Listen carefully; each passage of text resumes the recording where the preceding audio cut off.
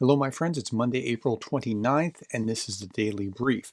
1,320 Russians off the battlefield. That is amazingly high. Tanks, 16 armored combat vehicles, 37 artillery pieces, 44 vehicles and fuel tanks are also off the battlefield. Now, if you look at the Kyiv Post, they had this really interesting article, UK estimates Russian war casualties at 450,000. Well, that's really close to the 467, 470 from the Ukrainians. So it's I have greater faith in it when I see multiple estimates giving close approximations. Now, where is it coming from?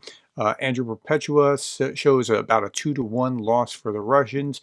And where is it hot? Well, northwest and west of Avdiivka with the salient that we talked about the other day.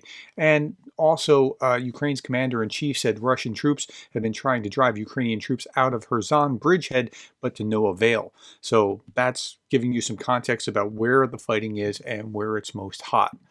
Okay, Canada is going to transfer 50 armored personnel carriers to Ukraine. So thank you for that gift as well. And then we have high voltage equipment to bolster Ukraine's energy infrastructure, and that's coming from Latvia. And like, even if it's used infrastructure, used materials that can just keep it going some time longer, that's great stuff. Okay. Uh, this is fascinating.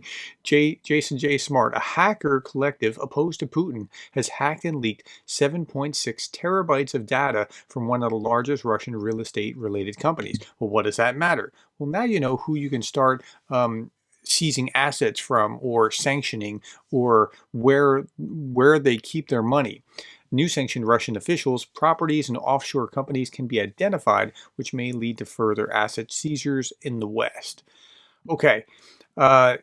Looking over to Georgia, they've been protesting for 2 weeks now. This comes amid mass protests in Tbilisi, the capital of Georgia, against an anti-democratic pro-Russian bill that destroyed Georgia's ability to join the European Union.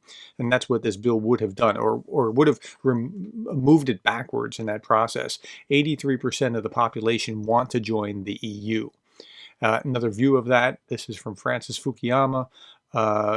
Renewed demonstrations in Tbilisi against the Russian NGO law. So this is where that fight on their legislature came from a couple weeks ago. The same thing. Couple last little bits.